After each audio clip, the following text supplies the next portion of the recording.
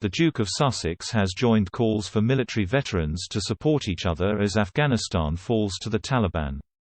He spent 10 years in the army, including 2 frontline tours to the now effectively overthrown country, going on to found the Invictus Games Foundation, which supports veterans. In a statement issued with the organization's chair Lord Allen of Kensington CBE and Chief Executive Dominic Reid OBE, Harry said, "What's happening in Afghanistan resonates across the international Invictus community. Many of the participating nations and competitors in the Invictus Games family are bound by a shared experience of serving in Afghanistan over the past 2 decades, and for several years, we have competed alongside Invictus Games Team Afghanistan. We encourage everybody across the Invictus network, and the wider military community, to reach out to each other and offer support for one another."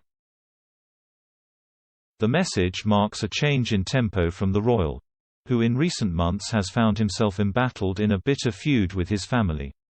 While the fallout is entrenched in years of what Harry claims is unfair and intense treatment, much of the recent disputes stem from the various broadcast interviews he has given since leaving the firm last year.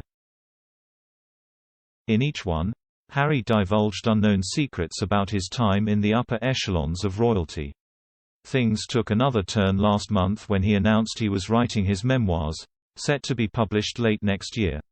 While the content of the book is unknown, many believe it will follow on from the interviews, offering up more alleged pain and trauma at the hands of the royal establishment.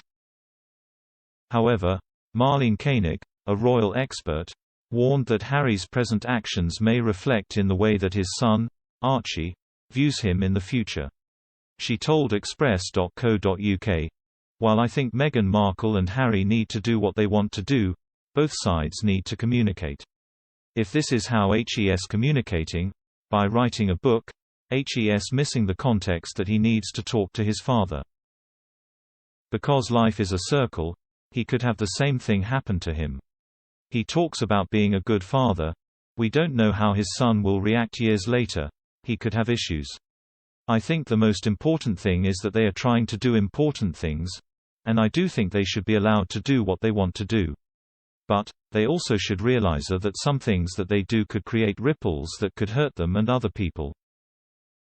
Charles and William are reportedly nervous about what the memoir might contain. Last month, a source close to the situation told Us Weekly that the firm as a whole was shaken up by it. They said, Charles and William, haven't received a copy yet and don't know what to expect. It's making them nervous. According to Cosmopolitan, Harry's book deal is worth £14.5 million.